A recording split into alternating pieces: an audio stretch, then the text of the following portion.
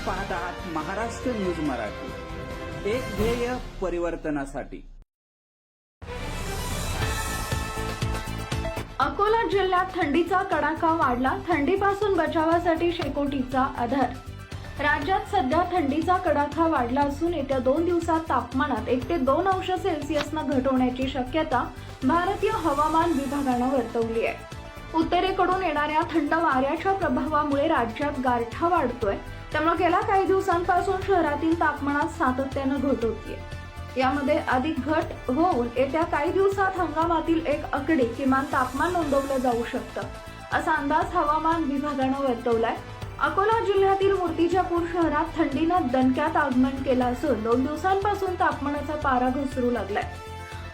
2 दिवसांपासून पहाटे व रात्रीच्या वेळी थंडीचा कडाका जाणवू लागल्यानं नागरिक आता पहाटे व रात्रीच्या वेळी चौकात शेकोट्या पेटवून थंडीपासून बचाव करताना नजरेस पडतायत। यासोबत मराठवाडा आणि विदर्भात देखील तापमानात घट झाली आहे।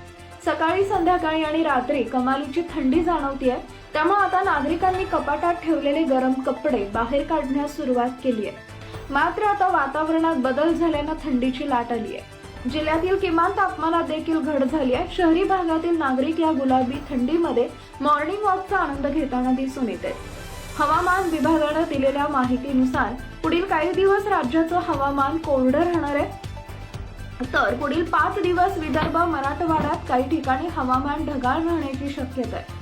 मात्र पाऊस पडण्याची शक्यता नाही, असं हवामान विभागाच्या वतीनं ट्विटरच्या माध्यमातून माहिती दिली आहे।